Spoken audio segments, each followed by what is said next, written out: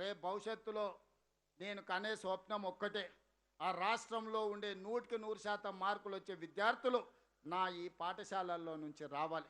నా young India integrated residential స్కూళ్ళ నుంచి రావాలి. మా టీచర్లలో ఉన్నదా నైపుణ్యానికంటే ప్రైవేట్ స్కూళ్ళల్లో, ప్రైవేట్ కాలేజీ టీచర్లలో అంతకంటే ఎక్కువ నైపుణ్యం ఉన్నదా నేను చూడదలుచుకున్నా. వాళ్ళకు కల్పించే ప్రతి వసతులు నా ప్రభుత్వంలో పనిచేసే మా శాఖలోని ఉద్యోగులకు నేను కల్పించదలుచుకున్నా. 1వ తారీఖు నాడు మీకు జీతభత్యాలు ఇవ్వడమే కాదు, మీకు మౌలిక వసతులను అందించే బాధ్యత నాది. చాలా పాఠశాలల్లో గంట కొట్టేవాళ్ళు లేరు, బడి ఊడ్చేవాళ్ళు లేరు, లేకపోతే మంచినీళ్ళు అందించే వాళ్ళు లేరు. నాకు తెలుసు. ఈ అన్ని సమస్యల్ని కూడా మనం పరిష్కరించుకుందాం.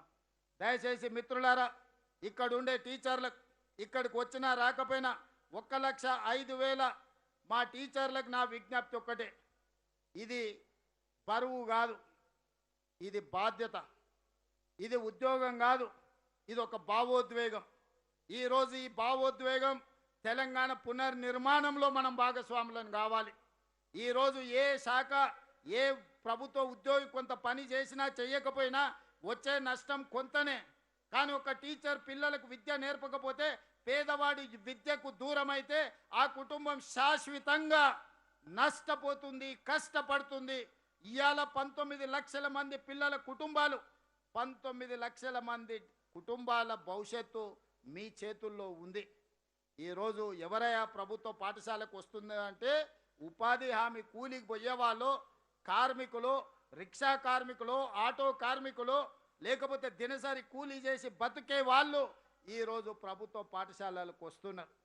వాళ్ళ పిల్లల భవిష్యత్తే వాళ్ళ కళ్ళల్లో ఆనందం నింపుతుంది. పేద తల్లిదండ్రుల కళ్ళల్లో ఆనందం చూడాలి అనంటే మా టీచర్లు కష్టపడాలి. మా టీచర్లు సమయానికంటే 1 గంట అధికంగా పని చేయండి. ఈరోజు మనము మన పిల్లల పట్ల చూపిస్తున్న శ్రద్ధలో 50% ఈ పేద విద్యార్థుల పట్ల మనం చూపించాల్సిన అవసరం ఉన్నది. అందుకే ఈరోజు ఇంత మంచి కార్యక్రమాన్ని ఎల్బీ స్టేడియంలో పెట్టి రాష్ట్రానికే కాదు దేశానికి ఆదర్శంగా ఉండే విధంగా తెలంగాణ విద్యాశాఖను, తెలంగాణ విద్యా విధానాన్ని మనం అభివృద్ధి పదం వైపు నడిపిద్దాం. మీకందరికి అండగా నేను ఉంటా. ఈ శాఖను స్వయంగా నేనే పర్యవేక్షిస్తా. కొంతమంది విద్యాశాఖకు మంత్రి లేడని బుర్రలేని మాటలు మాట్లాడుతున్నారు. ముఖ్యమంత్రి, విద్యాశాఖ మంత్రి, మా అధికారులకు, మీడియా మిత్రులకు కూడా నేను సూచన చేస్తున్నా, సమీక్ష చేస్తున్నప్పుడు నన్ను విద్యాశాఖ మంత్రిగానే చూడండి. యూనివర్సిటీ అధ్యాపకులకు, వైస్ ఛాన్సలర్